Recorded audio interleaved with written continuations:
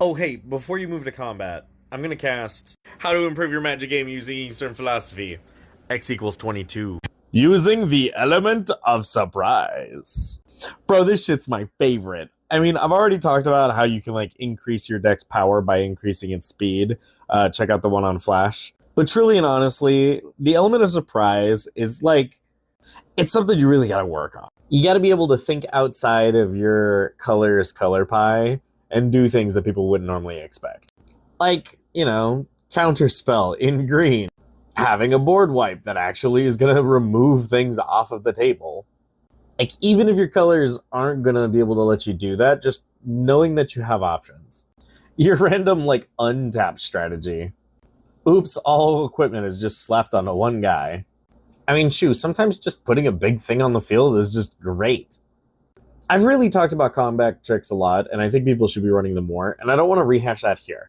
And when it says use the element of surprise, it doesn't always have to be like an instant speed surprise. Sometimes it can just be like, oh, I didn't realize you were taking your deck style in that direction. Sometimes having the element of surprise can just be like, hey, I think I can actually work with the guy who's the threat and not work against him. And when you start to try to politic to be like, hey, I think I can help you, the other two players start to panic. Surprise really just kind of means subverting expectations. So people are going to think, oh, you're playing these colors. Oh, you're playing this strategy. Oh, you play these kinds of decks. I think I know you. And surprises are like, okay, maybe I don't. Because to know oneself and to know one's enemy is kind of a whole package, and then everything else writes itself. But the second you just play a little bit of upset, the second you start doing things in a weird way, sometimes you're playing suboptimally, sometimes you leave up certain colors of mana, making people think, oh, you got stuff. My favorite thing to do is just place a card face down on the table and just like leave mana up for it, and it could be whatever.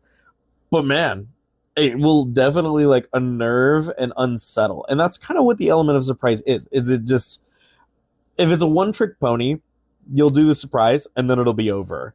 But if you are unpredictable, then all of a sudden your enemy just will not be able to like effectively strategize against you.